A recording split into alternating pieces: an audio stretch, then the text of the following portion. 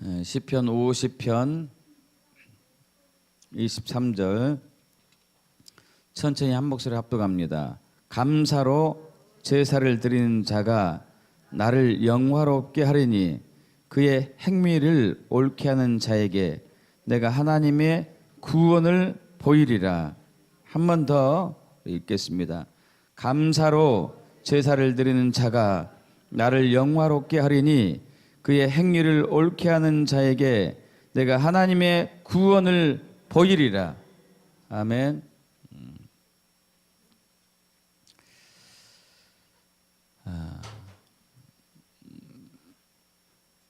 사람이 이제 성숙해지면은 인격이 이렇게 좀 깊어지고 중후한 맛이 있게 되죠. 그 성숙한 인격의 또 한 열매 중에 하나가 오늘 나누고자 하는 감사라고 볼 수 있겠습니다. 키케로는 얘기합니다. 감사는 가장 위대한 품성일 뿐 아니라 모든 품성의 어버이다. 이렇게 얘기하고 있습니다. 여러분 하루하루를 살아가면서 여러분의 입에서 감사합니다, 감사해요, 감사하다는 표현이 얼마나 많이 나오고 있습니까? 한번 지금 잠깐 10초 동안 생각해 보십시오.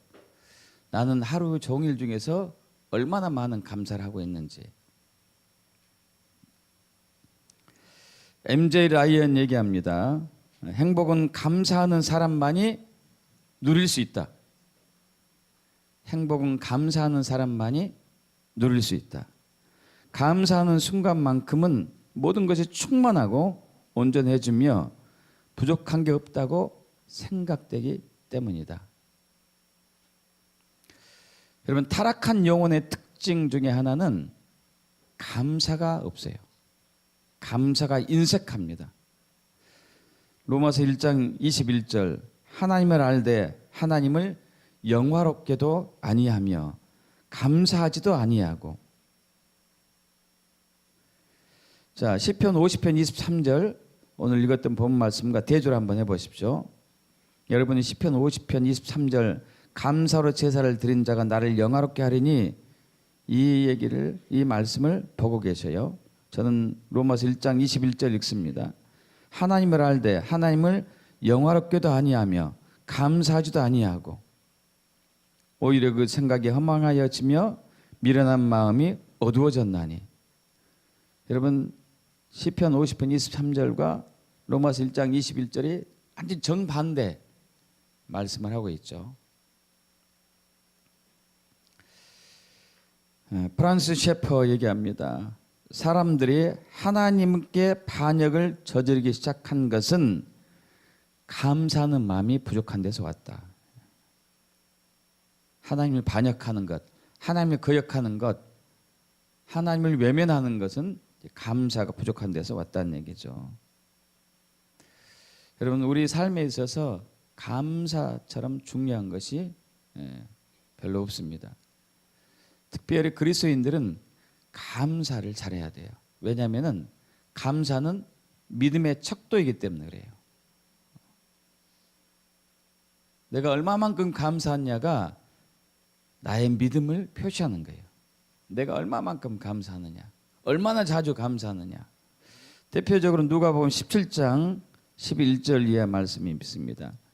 예수님께서 예루살렘으로 가는 도중에 사마리아와 갈릴리 사이를 지나가게 되었습니다.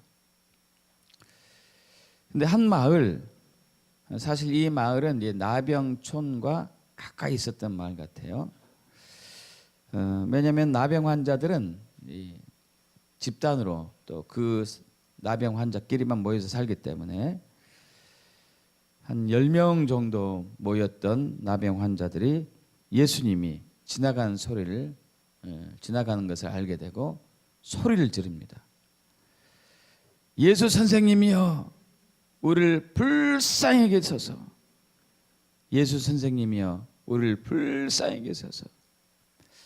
여러분 이 10명의 문득병 환자들은 예수님의 능력과 표적과 이사를 행하면서 놀라운 또 그 역사를 나타낸 것을 소문을 들었던 것이겠죠.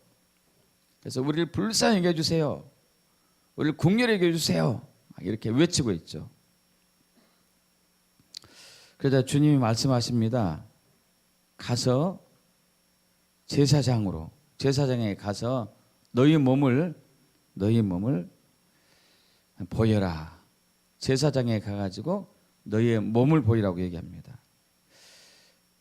그래서 10명의 문둥병 환자들이 제사장에게 가고 있는데 가는 도중에 자기들의 몸이 깨끗해진 것을 봤어요.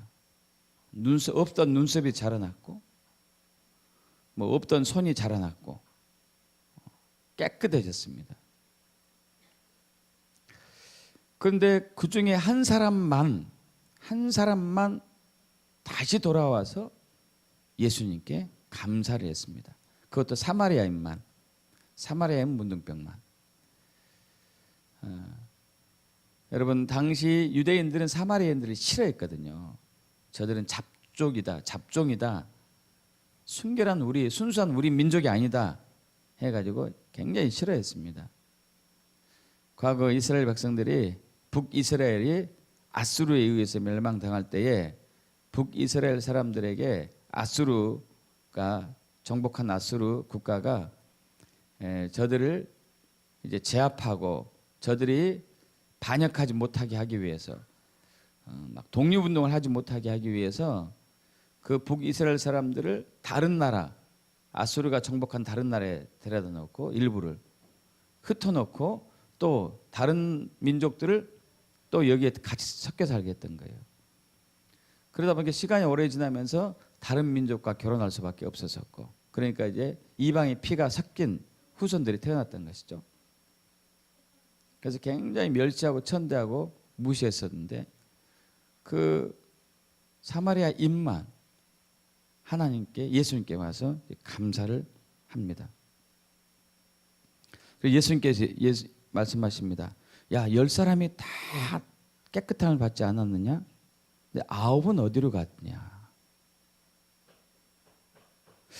여러분 우리는 정말 이렇게 많이 사는 것 같아요. 삶의 순간순간에 하나님께 은혜를 입은 게 정말 많은데 우리는 주님께 감사하는 게 너무 인색해요. 이 이방인 외에는 하나님께 영광을 올리는 자가 없구나. 그러면서 그 사마리아인에게 얘기하기를 자 일어나 가라. 너의 믿음이 너를 구원하였다. 여러분 이 사마리아인이 와서 감사한 것을 예수님이 믿음으로 봤어요. 너의 믿음이 너를 구원하였다. 여러분 감사는 믿음의 척도입니다. 그래서 우리는 순간순간 항상 감사를 하셔야 돼요. 요즘 미국의 정신병원들이요 새로운 치유법을 채택했습니다. 무슨 치유법이냐면요 우울증이나 이런 공황장애 환자들 치유하기 위해서 약물요법 위주로 했었는데 이제는 감사치유법을 쓴대요.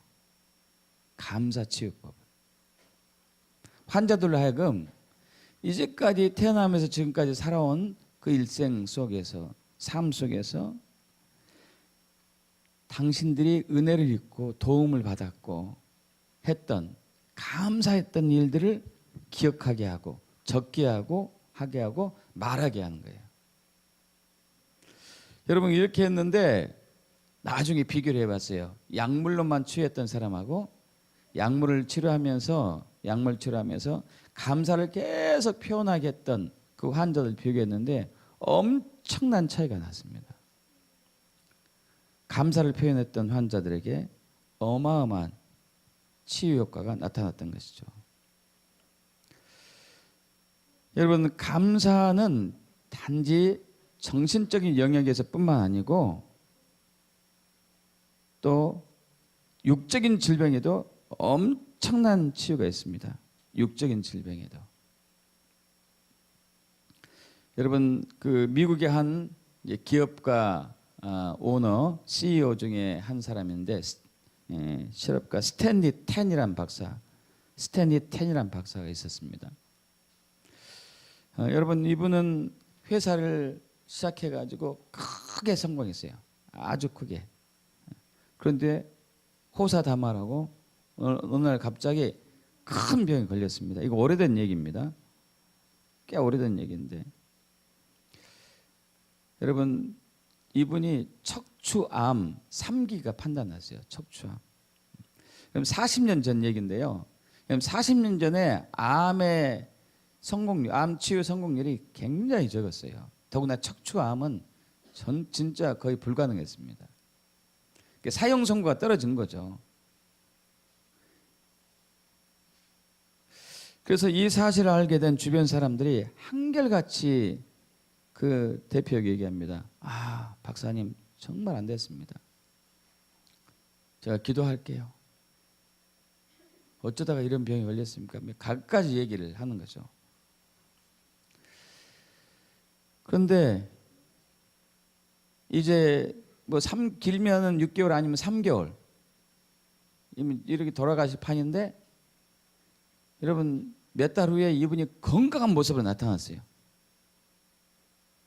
사람들이 깜짝 놀랐습니다. 어떻게 치유가 됐느냐? 어떻게 낫게 됐느냐? 이런 기적이 어떻게 일어나느냐?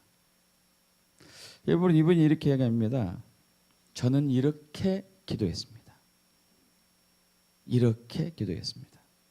하나님, 병들게 한 것도 감사합니다. 여러분 감사하는 믿음의 척도라고 그랬습니다. 여러분 이분은 암병에 걸린 것을 감사했어요. 참 이런 믿음이 정말 쉬울까요? 쉽진 않겠죠. 병들에 죽게 된 것도 감사합니다. 병들에 죽게 된 것도 감사합니다. 하나님, 죽음 앞에서 하나님께 제가 할 수 있는 것은 딱 하나입니다. 감사하는 것. 얼마 안 있으면 자기는 죽을 텐데 이 죽음 앞에서 자기는 할 수 있는 것은 딱 하나입니다. 감사합니다. 하나님. 감사합니다. 하나님이 살려주시면 살고 죽으시면 죽겠습니다. 모든 것에 감사합니다.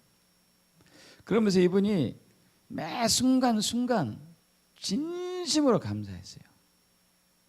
온 마음으로 전심으로 감사를 표현합니다. 그렇게 하다 보니까 자기가 태어나면서 이제까지 살아온 모든 일들 속에서 얼마나 많이 감사한 일들이 있었다는 것을 구체적으로 발견하게 됩니다. 그러면서 그 부분을 기억하면서 감사하는데 막 눈물이 나오는 거예요.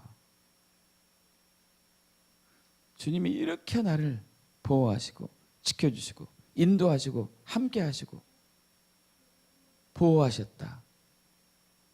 정말 마음속 깊은 곳에서부터 막 감사가 터져나면서 막 눈물이 수도 없이 나오는 거예요. 눈물이 쉴 새 없이. 여러분 이건 암병에 걸려서 곧 죽을 사람이 할 행동이 아니죠. 그죠? 그런데도 불구하고 이분은 감사가 터져나왔어요. 근데 신기한 일이 일어납니다. 그렇게 막 속에서 기쁨이 솟으면서 감사가 막 나오는데 몸이 점점 아픈 것이 사라지기 시작했어요. 할렐루야. 피곤한 것이 사라졌어요. 찌부둥한 것이 없어지기 시작해요. 그러더니 나중에 몇 달 후에 병원 검사 결과 암이 깨끗이 없어졌어요. 할렐루야. 여러분 이분은 암병에 걸린 것을 감사했어요. 곧 죽게 된 것을 감사했습니다. 여러분 삶과 죽음과 화와 복은 주님이 주관하십니다. 믿습니까? 이분은 그걸 인정하고 감사한 거죠. 감사는 그래서 기적을 낳습니다. 왜냐하면 믿음이기 때문에. 할렐루야.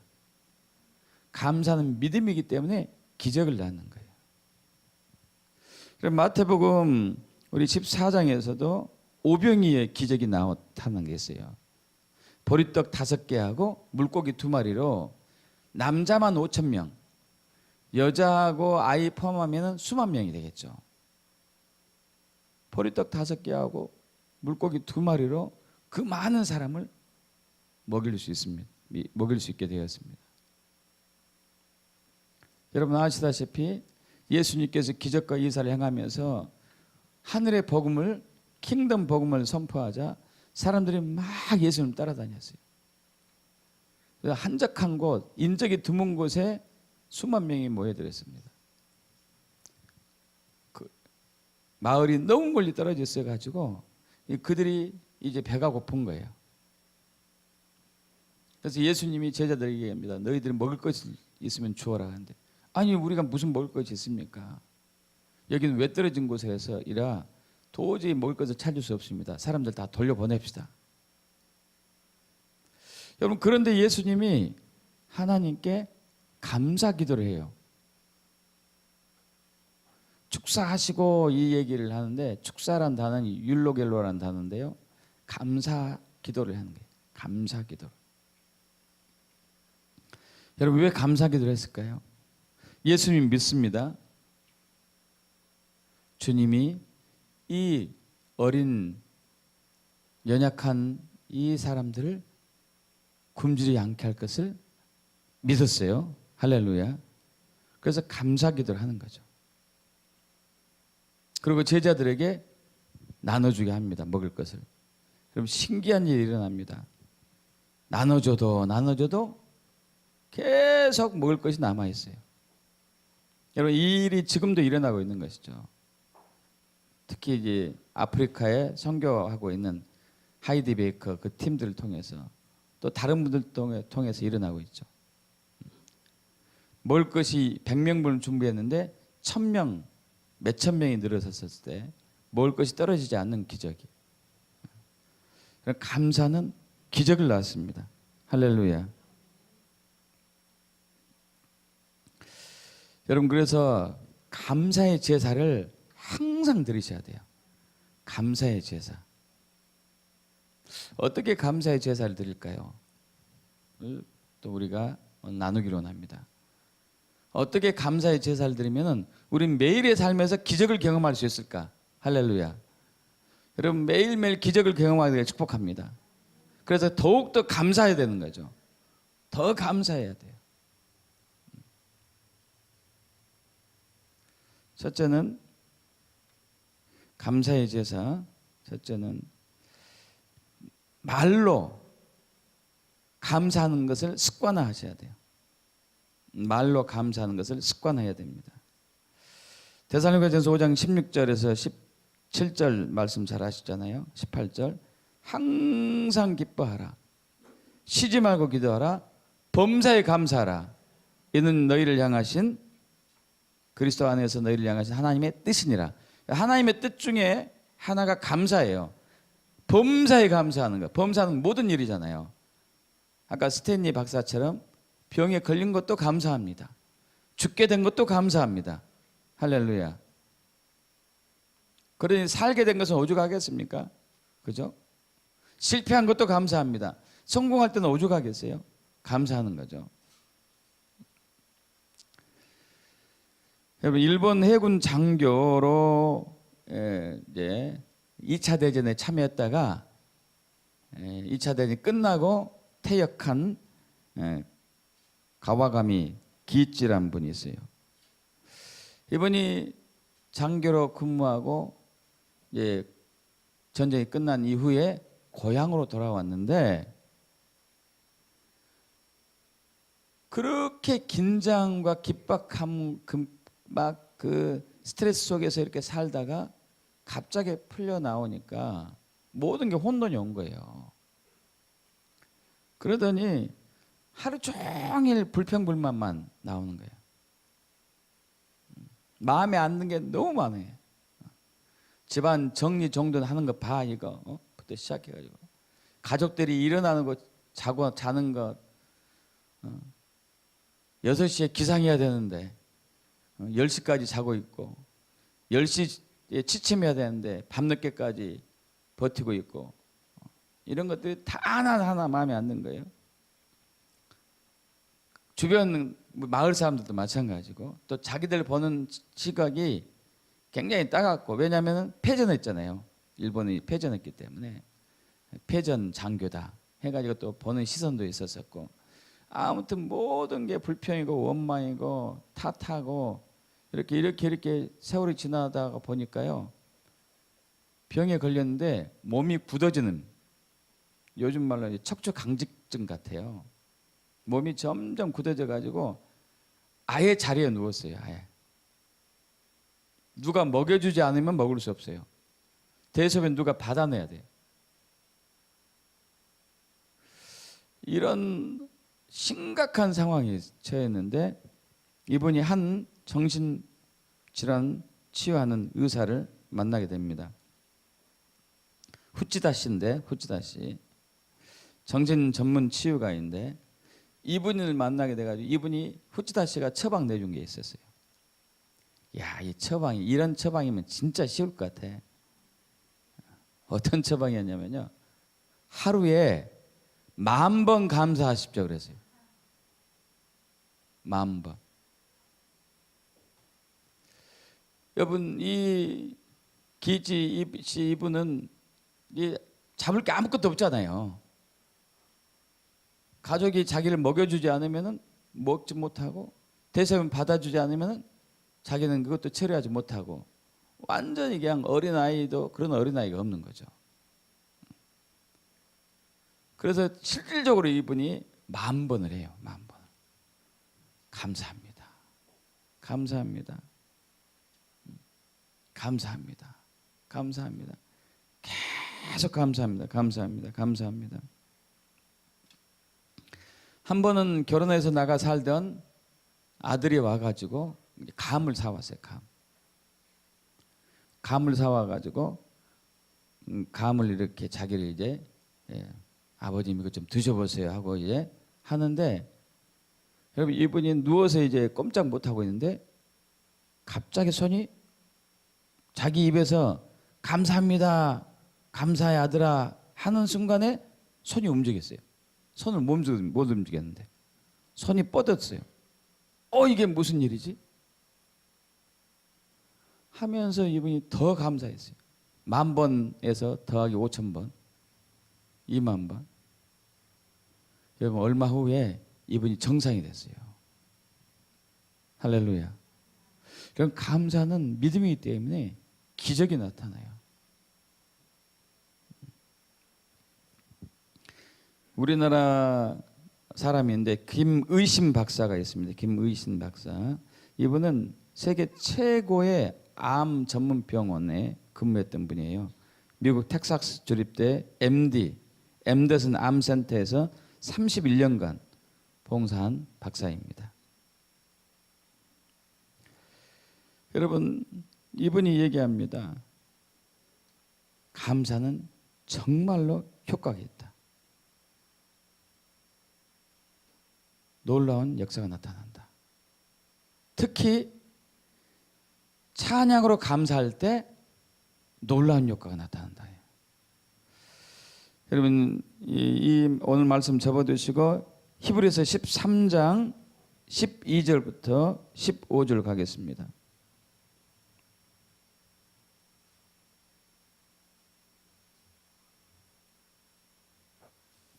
히브리서 13장 12절에서 15절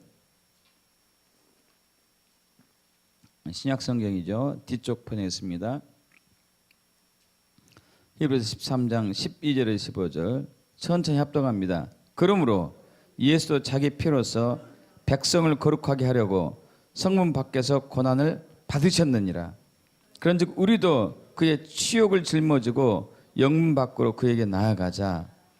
우리가 여기에는 영구한 도성이 없으므로 장차 올 것을 찾나니 그러면 우리는 예수로 말미암아 항상 찬송의 제사를 하나님께 드리자. 이는 그 이름을 증언하는 입술의 열매니라. 할렐루야. 예수님이 골고다 언덕 성문 밖에서 십자가에 달려 돌아가셨습니다. 저와 여러분의 죄를 대속하기 위하여서 치욕을 당하면서 부끄러움을 당하면서 우리의 죄값을 치렀던 것이죠. 그러면서 히브리서 기자가 얘기합니다. 여기에는 영원한 도성이 없다. 즉 하나님 나라. 장차 올 것을 기다리자. 장차 올 것을 우리가 기대하면서 나아가는데, 그러므로 우리는 하나님 나라를 맞이해야 할, 하나님 나라를 앞으로 맞이해야 할 예수의 재림을 소망하고 있는 우리는 항상 찬송의 제사를 하나님께 드리자는 거죠. 찬송의 제사. 찬송의 제사는 뭡니까? 우리가 아까 찬송의 제사를 한 거예요. 찬송의 제사. 찬양 중에 임하신 하나님, 우리 삶 속에 역사하시는 하나님, 우리에게 새 생명을 주신 하나님께, 예수님께 감사의 찬송을 드리는 거죠. 자, 아까 김의신 박사가 얘기하고 있습니다. 교회 찬양 대원들 있잖아요. 교회 찬양 대원들하고 일반인들하고 수명을 비교했습니다. 근데 7년 이상 오래 사는 게 나왔어요. 왜냐하면 교회 찬양팀들은 적어도 일주일에 한 번 이상 더 많이 자주 하겠죠. 그죠? 찬송의 제사를 주님께 드리잖아요. 찬양을 항상 하잖아요. 이것이 그 사람의 생명을 연장시킨다는 거죠. 할렐루야. 있습니까? 1998년에 듀크 대학 병원에 해럴드 퀘니 의사와 데이비드 라슨 의사가 공동 연구에 발표했습니다. 이분들도 동일한 것을 발견했어요.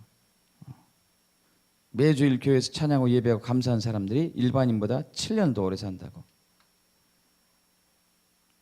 아까 참 김의신 박사는 이것을 한 게 아니고 성가대원들, 찬양팀들의 면역세포수, 저항에, 그러니까 항체, 병원균이 들어왔을 때 병을 이길 수 있는 면역세포수가 일반인보다도 1000배가 많대요. 할렐루야. 찬양팀에서 섬기는 사람들이 일반 사람들보다도 면역세포 수가 1000배나 더 많아요. 그건 엄청난 거잖아요.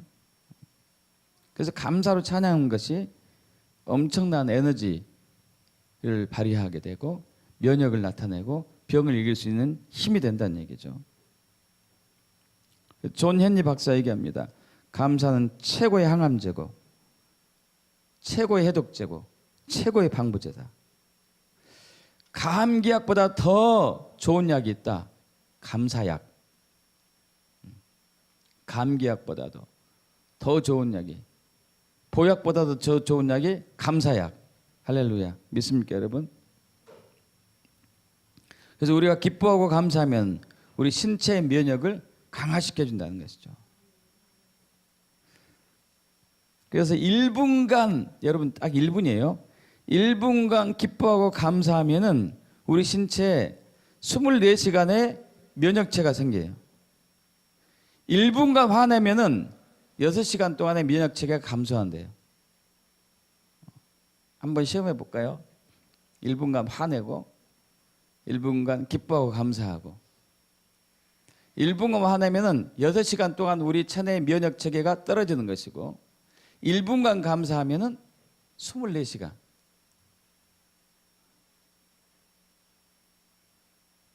다는 그렇지 않겠지만은 질병이 있는 분들은 감사 많이 하셔야 돼요. 그죠? 감사를 많이 해야 돼요. 그래서 만병의 근원이 스트레스라고 그러잖아요. 만병의 근원이 스트레스. 그러면 스트레스를 받는 경우는 뭐죠? 스트레스 왜 받을까요? 힘든 일이 있을 때, 어려운 일이 있을 때 받긴 받죠. 그러나 힘들고 어려운 일이 왔었을 때에 불평하고 원망하고 짜증내고 화내고 근심하고 걱정하고 염려했었을 때에 우리 체내에 급격한 밸런스들이 깨지기 시작해요. 호르몬의 불균형이 일어나고 자율신경 실조증, 교감신경과 부교감신경이 서로 밸런스가 맞지 않는 것, 이런 여러 가지 증상들이 일어나게 되죠.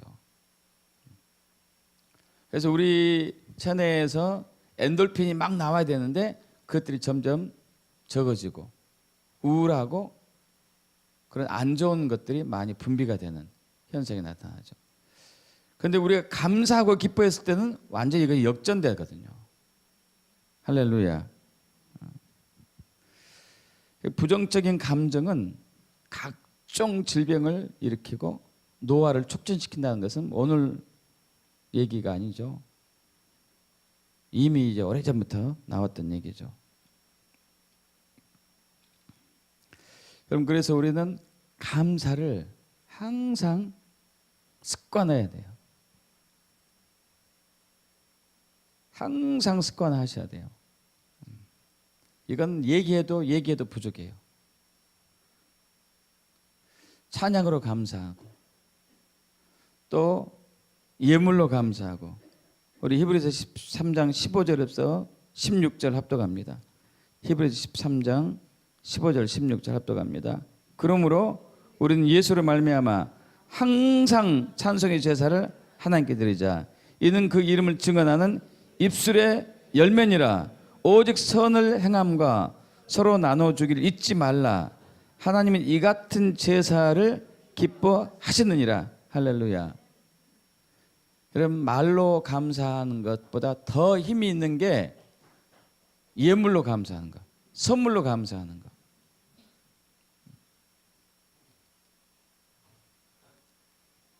그래서 우리가 생일날 선물해 주는 게 있죠. 왜 생일날 선물해 주죠?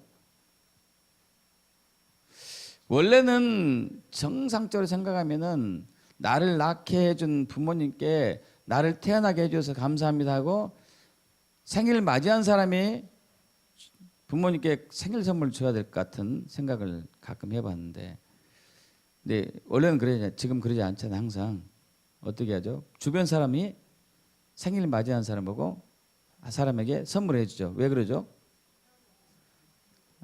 잘 태어났다. 내 자식으로 태어나서 고맙다. 이런 얘기 아니에요? 험한 세상 죽지 않고 사라져서 고맙다. 이런 얘기도 할 거고. 예물로 표현하는 것. 예물로. 스펄전 얘기합니다. 찰스 스펄전. 불행할 때 감사하면은 불행이 그친다. 할렐루야. 형통할 때 감사하면은 형통이 연장된다. 할렐루야. 믿습니까, 여러분?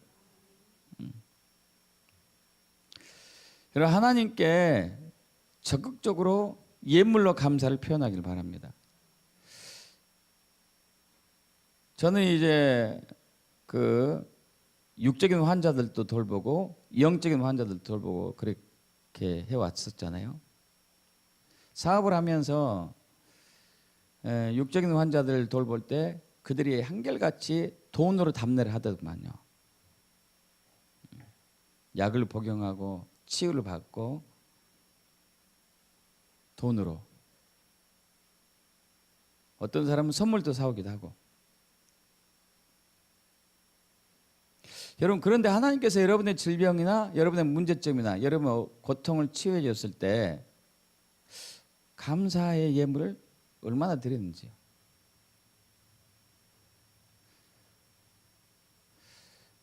저는 이 부분이 좀 의문이에요.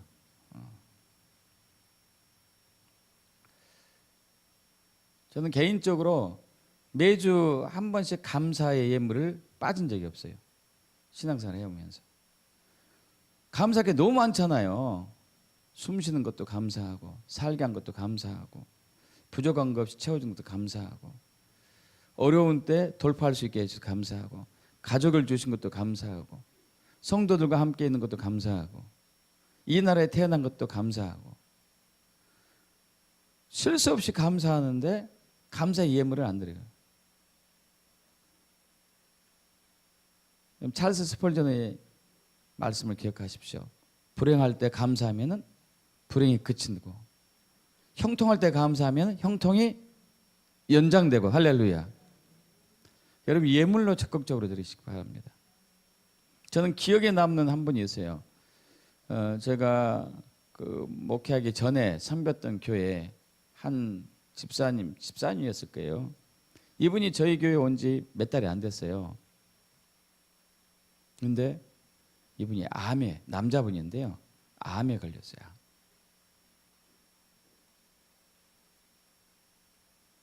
또 암에 걸린 이 사람이 어느 날 27년 전 정도 전의 얘기입니다. 2천만 원을 감사헌금했더라고요. 지금으로 얘기하면 뭐 거의 2억 가까이? 그래서 깜짝 놀랐죠. 이분이 암 질환이 치유됐어요. 그래서 자기가 암에 걸려가지고 치유했을 때 돈이 한 2억은 들어갈 것 같더래. 그때 지금 들으면 2억, 그때 당 2천만 원. 그래서 그 돈을 헌금했더라고요. 여러분 하나님은 감사의 제사를 영화롭게 하는 사람들을 기쁘게 생각하세요. 그리고 그에게 구원의 역사를 풀어주십니다. 모든 삶에 있어서 길을 열어주시는 것이죠. 믿습니까? 우리 처음에 읽었던 본 말씀 다시 한번 읽어봅시다. 시편 50편 23절. 감사로 제사를 드리는 자가 나를 영화롭게 하리니 그의 행위를 옳게 하는 자에게 내가 하나님의 구원을 보이리라.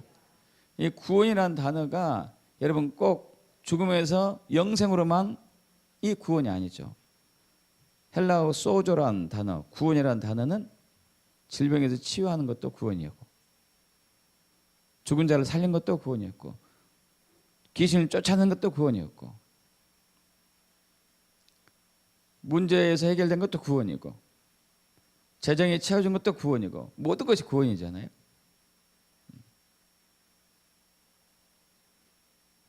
그럼 적극적으로 감사를 표현하셔야 돼요. 적극적으로.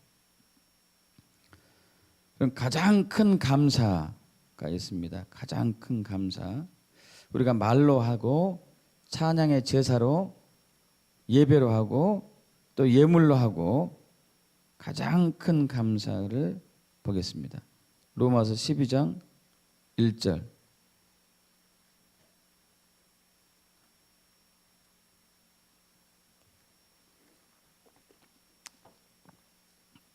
천천히 합독합니다. 그러므로 형제들아 내가 하나님의 모든 자비하심으로 너희를 권하노니 너희 몸을 하나님이 기뻐하시는 거룩한 산제물로 드리라. 이 너희가 드릴 영적 예배니라. 할렐루야.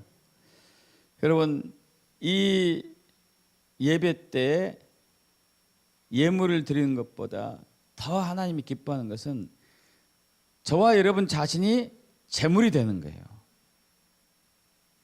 저와 여러분 자신이 제물이 되는 것을 하나님은 가장 기뻐하십니다.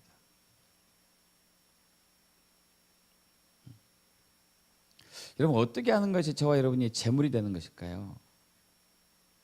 하나님께서는 대한민국을 향하신, 여러분 가정을 향하신, 유나이티드 교회를 향하신 하나님의 뜻과 계획이 있습니다. 그것은 바로 평안입니다. 미래의 희망입니다. 미래의 소망이에요. 믿습니까? 반드시 그리고 이것이 이루어집니다. 근데 반드시 이루어지는데 아까 제가 이제 그 찬양 끝나고 에스겔 36장의 말씀을 하반부를 읽었습니다. 내용이 그거예요. 전반부부터 쭉 이어가면은 내가 이스라엘 백성들을 쳤다. 심판하고 징계했노라. 3분의 1을 기근으로 죽이고 3분의 1은 전염병으로 죽이고 3분의 1은 전쟁으로 죽고 이제 10분의 1뿐이 남지 않았는데 그 중에 일부는 또 포로로 다 끌려가고 극히 일부만 예루살렘에 남은 것이죠. 그리고 많은 유다 백성들이 전 세계로 흩어져 뿔뿔이 흩어져 버렸다는 것이에요. 그러나 에스겔 30장 26절에 이제 내가 그들 맑은 물로 씻어가지고 그들에게 굳은 마음을 제거하고 부드러운 마음을 주고 새 영을 주어서 다시 언약을 성취하는 데 있어서 열방이 흩어져 있던 저들을 내가 돌아오게 할 것이다. 할렐루야. 황폐화되었던 예루살렘이 다시 회복될 것이고 이제 과실들이 풍부하게 될 것이고 사람들이 차고 넘치게 될 것이고 이런 놀라운 언약의 말씀, 소망의 말씀을 주신 것이죠. 내가 이렇게 할 것이다. 그런데 이것은 너희 때문에 한 것이 아니고 너희가 세계에 흩어져 가지고 더럽힌 내 이름을 다시 회복하기 위해서 내 영광을 위해서 나의 이름을 위해서 이 약속을 이 언약의 말씀을 성취할 것이다. 이렇게 하는데 37절에 이렇게 말씀하세요. 그럼에도 불구하고 너희가 기도해야 할 것이다. 기도해야 된다. 여러분 하나님께서 저와 여러분을 향하신 우리나라를 향하신 여러분의 가정을 향하신 하나님의 계획은 평안이고 소망이고 희망입니다. 그런데 기도해야 돼요. 그런데 기도하셔야 돼요. 기도할 때 가장 중요한 핵심은요. 우리가 주여 이렇게 해주세요. 주여 저렇게 해주세요. 이런 기도들이 사실 저번에 말씀드린 것처럼 2층 천을 뚫지 못하고 대부분 중간에 사라진다거나 막혀서 열매 맺지 못하고 이 땅에 떨어지는 거다. 이런 상황이잖아요. 그러나 2층 천을 뚫는 기도가 있습니다. 성령의 불로 드려지는 기도인데 성령의 불이 역사하는 기도인데 여러분 성령의 불이 역사하려면은 저와 여러분이 제물로 드려져야 돼요. 감사의 제물로 드려지는 것이죠. 감사의 제물로. 여러분 이번 이제 그 5월 7일, 5월 8일 제헌국회 70주년 기념 성회를 했습니다. 정말 중요한 성회였어요. 정말로 중요한. 70년 전에 무슨 일이 일어났었습니까? 1948년 5월 31일 198명의 국회의원들이 조선 총독부, 지금은 없어졌습니다. 광화문 자리에 있었어요. 광화문에 있는 조선 총독부에 모여가지고 이 나라를 다시 세우기 위하여서 대한민국이라는 나라를 세우기 위해서 헌법을 만들기로 시작한 날이 70년 전 1948년 10월 31일이었죠. 근데 그때 이승만 박사께서 국회의장인 이승만 박사께서 국회 부의장인 이윤영 목사님이면서 감리교 목사분이었는데 이분이 국회의원이었어요. 이분에게 대표 기도를 시켰습니다. 여러분 지금 같으면은 있을 수가 없는 일이에요. 그러잖아요. 지금 같으면 있을 수 없습니다. 당시 기독교 복음화율이 몇 %뿐이 안 됐거든요. 10%도 안 됐습니다. 굉장히 적었어요. 이승만 박사님의 평생 소원은 우리나라에 100만 명의 그리스도인만 주십시오. 제가 세계를 변화시키겠습니다 해서 100만 명도 안 됐었어요. 그때 당시. 그렇기 때문에 국회의원들 중에서 기독교 국회의원이 몇 명이나 됐겠어요? 198명 중에서 많지 않았어요. 많으면 50명? 그것도 많이 쳐준 거죠. 50명이면 벌써 25%니까 그러잖아요. 10%도 안 되는 때였기 때문에 많이 쳐줘야 50명이에요. 그렇지 않으면 20, 30명도 안 되는 그런 상황에서 기도를 시켰다니까요. 뭐 천도교인도 있었을 것이고 불교인도 있었을 것이고 유대교인도 있었을 것이고 막 여러 종교인들이 있었을 것인데도 불구하고 어느 누구도 반대하지 않았어요. 그리고 이인영 국회의원이 하나님께 기도합니다. 하나님, 우리나라를 일제 식민에서 해방시켜 주시면 감사합니다.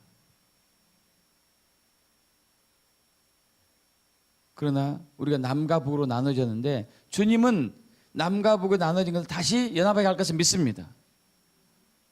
이 나라가 그래서 기독교 나라가 되어서 예수교 나라가 되어서 전 세계 복음을 전하는 그 나라로 세워질 것을 믿습니다.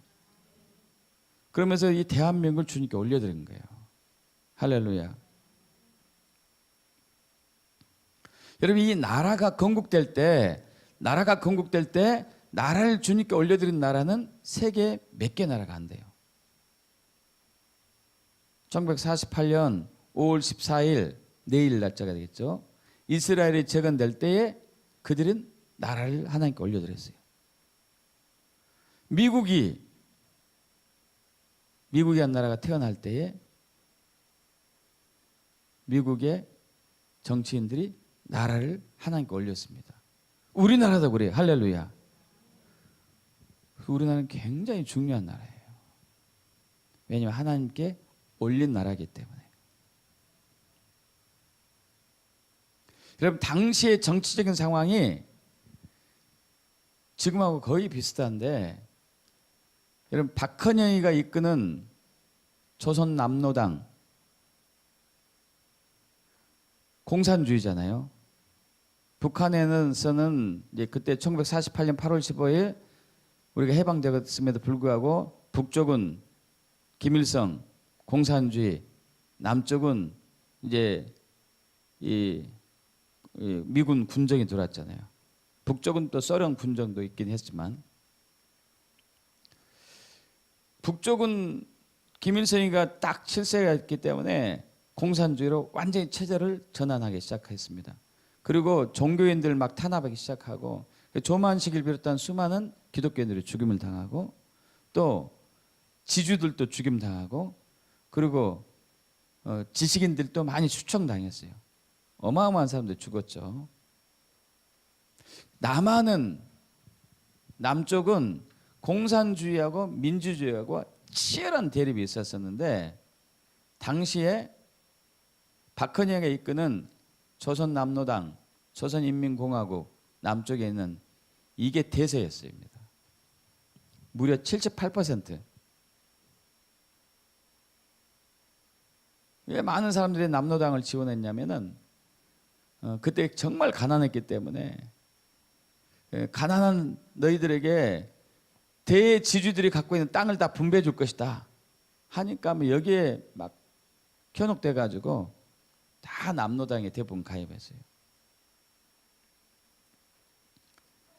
여러분, 이대로 총선이 되면은요, 이대로 이렇게 뭔가 되면은 이게 완전히 넘어가게 돼 있어요. 넘어가게 돼 있어요.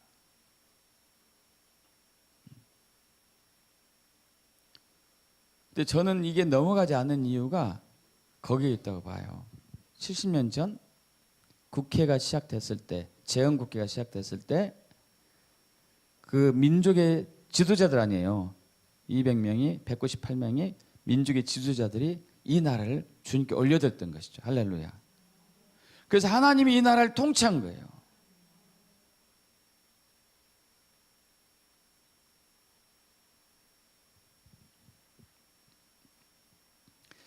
그때 이제 박헌영이는 북으로 도망갔습니다. 그리고 그 남노당 다음 이제 사람이 그 이름을 잊었는데 제가 이번에 5월 7일 날 그 어느 한 분이 얘기하더라고요. 그분이 자 남한에서 5월 10일 날 총선을 했습니다. 총선 5월 10일 국회의원 뽑는 거죠. 200명의 국회의원을 뽑는데 그 총선할 때 이 남한에 있는 남노당 총수가 북한의 김일성한테 급전을 때렸어요. 급전을. 왜 때렸냐면은 총선에 남과 북이 같이 하자고. 왜 남과 북이 같이 하기를 원했냐면은 남한의 78%가 남로당인데 남과 북이 같이 동시에 선거를 하게 되면은 이게 북은 거의 대부분 공산주의고 남한도 78% 공산주의고 그렇기 때문에 정권을 잡으면 누가 정권을 잡겠어요? 공산주의가 되는 거 아니에요. 북에다가 이제 급전을 때린 거예요. 이게 기회가 왔다. 이게 동시에 남북한 동시에 이제 국회의원 선거를 해가지고 뽑으면은 우리가 이긴다, 압승한다. 이렇게 했는데 김일성이가 이게 하나님의 역사예요. 김일성이가 그렇게 하지 말고 5월 10일에 총선을 무조건 반대해가지고 반란을 일으키라고 명령을 내린 거예요. 이 사람이 그랬어요. 이 총수가 남로당 총수가 저런 멍청한 놈 때문에 이 나라는 공산주의가 되지 못한다 하면서 할 수 없이 이제 반란 일으킨 게 요즘 이제 새롭게 막 제주도 4월 3일 1948년 4월 3일 제주 항쟁 있잖아요. 남로당이 일으킨 거거든요. 요순 반란 사건 남로당이 일으켰고 남북은 남로당이 일으켰고 조직적으로 해가지고 무기 탈취해서 사람 죽이고 총선하지 못하게 하려고. 그런데 지금 와가지고 그들 영웅한다는 게 이게 말도 안 되는 일이죠. 어쨌든 여러분 그 기도를 들으시고 여러분 이 나라가 공산주의로 넘어갈 것을 민주주의로 하나님이 세운 거예요. 할렐루야. 민족의 지도자들이 하나님께 이 자신들이 제물이 돼가지고 하나님께 올려드렸기 때문에. 그럼 70년이 지난 이 지금 그때하고 상황이 비슷하게 돌아가요. 그럼 문재인, 김정은 이 회담했습니다. 평화하자. 앞으로 통일하자. 신문에서 갑자기 김정은에 대해서 막 좋게 평가하기 시작해요. 여러분에게 제가 물어볼게요. 여러분 10년 전에 여러분과 지금 여러분이 얼마나 변했습니까? 얼마나 변했어요? 100%로 기준을 봤을 때 사람이 딱 이렇게 살던 사람이 이렇게 되는 거 이것을 100%로 기준했을 때 이렇게 변했습니까? 요만큼 변했습니까? 아니면 그대로 있습니까? 한번 말해 보셔봐요. 10%도 안 변했을걸요? 그러지 않아요? 아니면 그대로 있든지 뭔가 10% 이상만 변해서도 이렇게 안 살 것 같아. 사실 사람 변하기 진짜 힘들어요. 여러분 그런데 자기 형 김정남을 독침으로 쏴서 죽였습니다. 김정은이가. 자기 고모부 고사포로 쏴서 죽였어요. 고사포로. 그것만입니까? 지금도 약 북한의 정치범 수용소에서는 20만 명에 가까운 정치인들이 거기서 엄청난 고통을 당하고 있어요. 20만 명 가까운 정치인들이 갇혀 있는데 정치범 수용소에 갇혀 있는데 그 중에 절반은 그리스도인들이에요. 기독교인들 예수 믿는다고 성경 가지고 있다고. 그런데 얼마나 큰 고통을 당하고 있는지. 어제 우리 110 기도 모임 다음 세대 기도 모임에서 한 분이 환상을 봤더라고요. 어떤 환상을 봤냐면은 사람이 이렇게 있는데 환상 속에서 사람의 몸이 썩어져 가고 있더래요. 주님 이게 뭐예요 하는데 북한에 있는 내 백성들이에요. 그래서 막 이분이 그때부터 막 전심으로 북을 위해서 기도를 하고 있는데 포로 수용소에 갇혀 있는 그들이죠. 여러분 수많은 사람들이 탄저균 같은 이런 그 세균전을 하고 세균 화학무기를 만들어서 수출하잖아요. 거기에 이제 희생이 됐죠. 실험 대상이 됐죠. 수많은 사람들이 핵을 만드는데 제대로 된 옷도 입지 않고 들어가서 일을 하고 있죠. 방사능이 완전히 노출돼 가지고 점점 쪼그라서 죽어가고 있어요. 여러분, 이런 놈이 어떻게 금방 선한 사람이 됩니까? 말도 안 되지 이게. 여러분, 가능합니까 그게?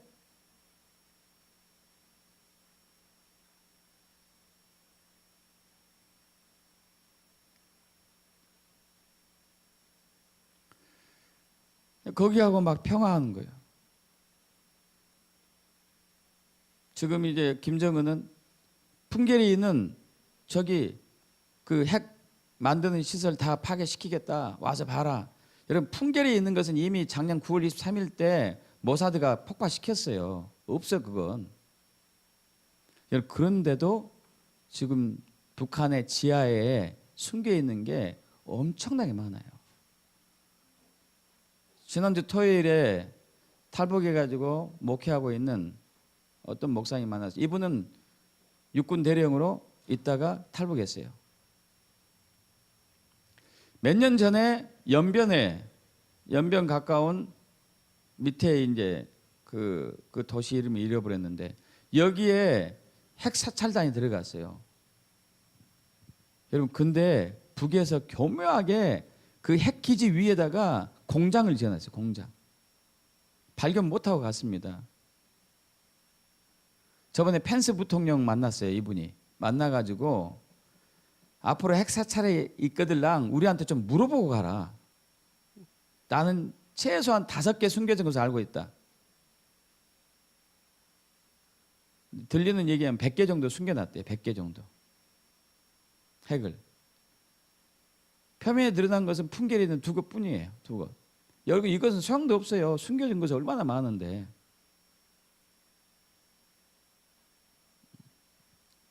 완전 쇼하는 거죠. 쇼하는 거.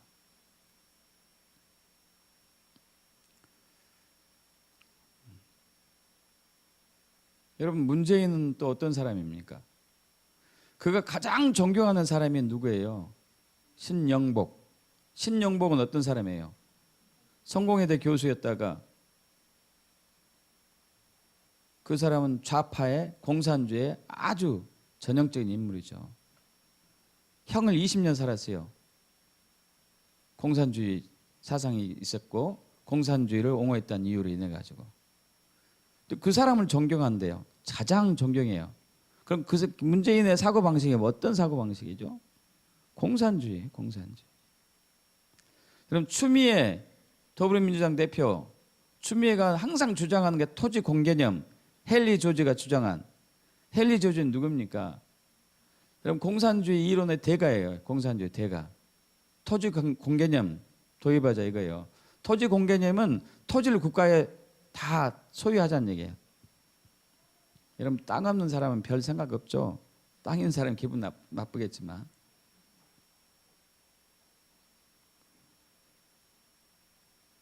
헌법 개정하는 데 있어서 또 문제가 뭡니까? 동일 노동, 동일 임금. 이게 무서운 함정들이거든요.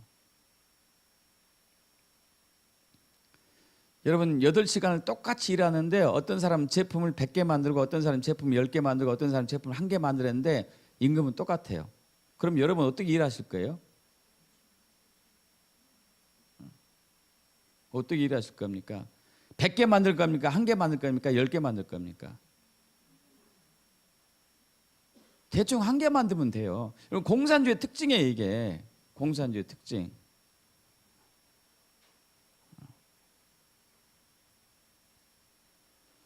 제 동서 형님이 그 바란에 살고 계시는데 이분이 이제 원룸을 이렇게 시골 집에다가 쪼개가지고 나가지고 하고 있어요.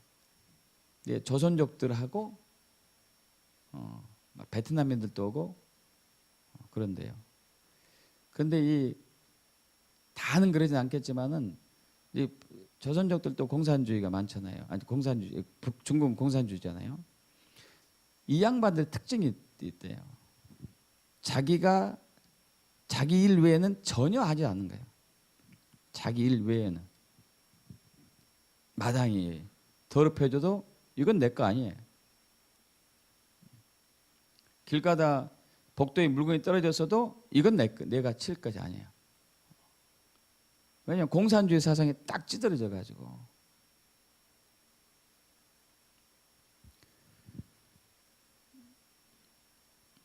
그래서 저는 문재인하고 김정은 만나서 만들어진 정권이 어떤 정권이 태어날까?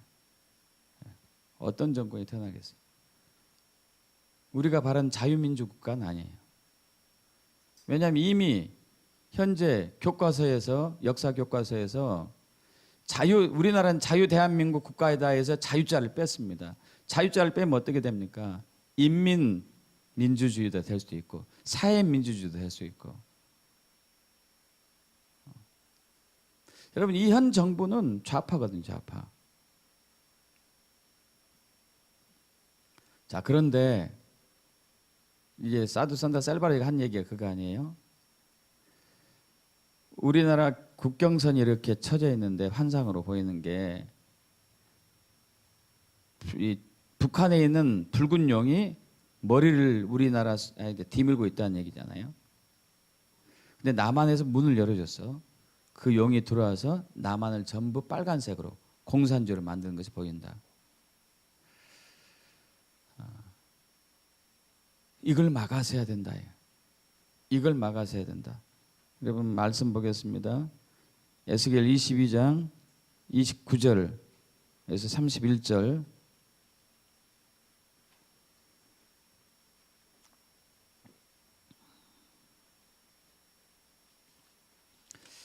구약성경 에스겔 22장 29절에서 31절 합독합니다. 이 땅 백성은 포악하고 강탈을 일삼고 가난하고 공핍한 자를 압제하고 나그네를 부당하게 학대하였으므로 이 땅을 위하여 성을 쌓으며 성 무너진 데를 막아서서 나로 하여금 멸하지 못하게 할 사람을 내가 그 가운데서 찾다가 찾지 못하였으므로 내가 내 분노를 그들 위해 쏟으리니 내 진노의 불로 멸하여 그들 행위대로 그들 머리에 부응하였느니라. 주 여호와의 말씀이니라. 여러분, 지금 이것을 우리 현재 상황에 인용해 보죠. 여러분, 북한의 북정권이 가난하고 궁핍하고 압제당하고 나그네된 자들을 막 못살게 하고 빼앗고 죽이고 멸망시키는 일을 하고 있어요. 자, 그러는데 성이 무너졌다는 얘기죠. 성이 무너졌는데 이 성 무너진 데를 누군가가 막아서 설 사람이 필요해요. 자, 남북에 국경선이 있는데 여러분, 하나님이 원하는 통일이 있습니다. 예수님이 계획한 평화가 있습니다. 믿습니까? 문재인과 김정은이 원하는 통일, 평화는 거짓이에요. 저것들은 공산주의로 이 땅을 만들고 하고자 하는 음모들이 있어요. 그래서 베트남처럼 공산화하는 게 그들의 목적입니다. 여러분, 그러나 하나님은 이 땅을 공산화하려고 하지 않아요. 믿습니까? 이 땅을 자유민주 국가가 뭐 하나님 나라는 아니지만은 그래도 우리가 인간이 만든 나라 중에서 가장 이상적인 나라가 자유민주주의죠. 신앙의 자유가 있고 종교의 자유가 있고 그리고 이 시장 경제가 있는 자유시장 경제가 있는 가장 이상적인 나라가 자유민주주의 국가죠.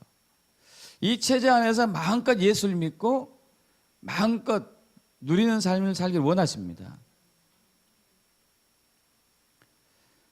김정은과 문재인의 음모는 이루어지지 않을 거예요. 근데 기도해야 돼요. 막아서서 기도하셔야 돼요. 아까 우리 에스겔 36장 37절 말씀 제가 말씀드렸어요. 너희를 위한 나의 계획은 평안이다, 희망이다, 소망이다. 그러나 기도해야 된다. 성 무너진 데를 내가 들어가서 내가 제물이 되어서 기도해야 되는 거예요. 할렐루야, 믿습니까? 그래서 이번에 사도가 얘기한 게 그거예요.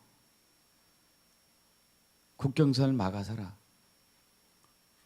그래서 우리 지난 이제 금요일 날 리더 목회자들이 만났습니다. 만나서 종일 이제 기도하면서 예배하면서 주님 어디가 막아야 할 곳이 어디입니까? 5곳에서 7군데를 주님이 이제 열어주셨어요. 첫 번째가 임증각에 있는 종각으로 가기로 우리가 다음 주 화요일 날 오후 3시에 거기서 이제 하기로 했습니다.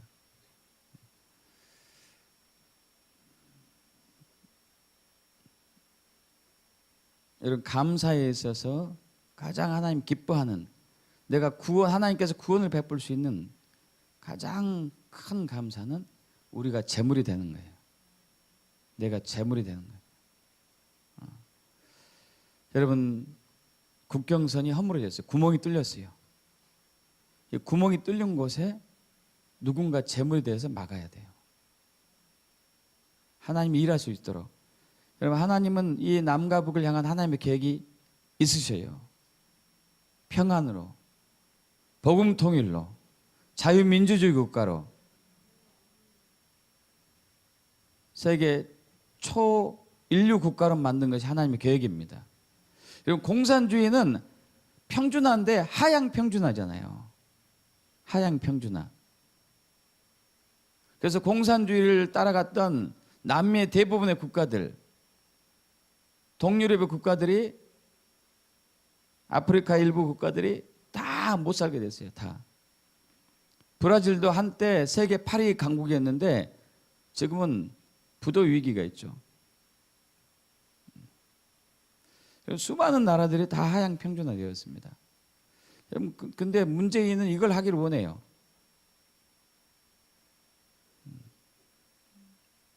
정말 어리석은 것이죠. 그러나 하나님의 계획이 반드시 성취될 것을 믿습니다. 하나님의 뜻이 이루어질 것을 믿습니다. 우리가 재물이 되어서 기도할 때에 누군가 거기 갈라진 틈을 막아설 때에, 할렐루야. 여러분, 감사를 습관화하셔야 돼요. 여러분에게, 저에게도 숙제 내입니다. 하루에 10,000번 감사합시다. 10,000번. 그래서 여러분, 실질적으로 지금 이해가 지금 많이 있잖아요. 제가 이해도 굉장히 많은데 감사로 인생이 바뀐 사람들의 이해가 정말 많은데 시간상 이제 많이 못했는데, 여러분, 엄청난 기적과 이사들이 삶 속에서 자연스럽게 일어나요. 안 된 것에 대해서도 감사하십시오. 병 걸린 것도 감사해 보십시오. 잘 된 것은 얼마나 감사하겠어요. 내 속에서부터 어마어마한 감사가 터져나오겠죠. 할렐루야. 찬양으로 감사하시고 예물로 감사하고, 가장 큰 감사는 내가 제물로 드려지는 감사. 이때 여러분과 여러분 가정을 향한 하나님의 계획이 성취되고 교회와 국가를 향한 하나님의 뜻이 이루어집니다. 대한민국 정말 하나님께서 예정한 나라예요. 아까 말씀드린 것처럼 하나님께 나라를 드림으로 시작한 국가가 몇 개 안 된다니까요. 200개가 넘는 나라 중에서 몇 개 안 돼요. 이스라엘, 미국, 한국, 할렐루야. 정말 복된 나라예요. 이 복된 나라를 우리가 기도로 지켜내야 돼요. 할렐루야.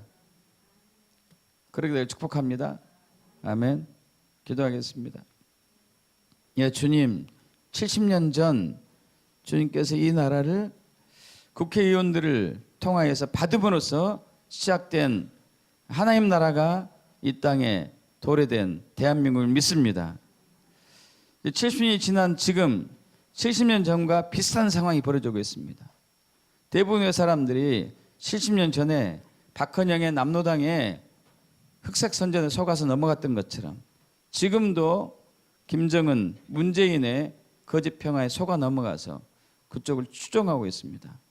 주님, 그러나 주님께서 이 땅을 향하신 하나님의 뜻은 재앙이 아니고 평안이고 미래의 희망을 주는 복음 통일이요 하나님의 연합임을 믿습니다.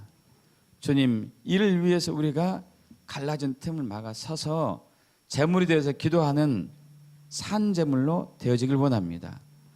주여 임하여 주시옵시고 주님 뜻을 이루시옵소서. 우리 주 예수 그리스도 믿사옵나이다. 아멘.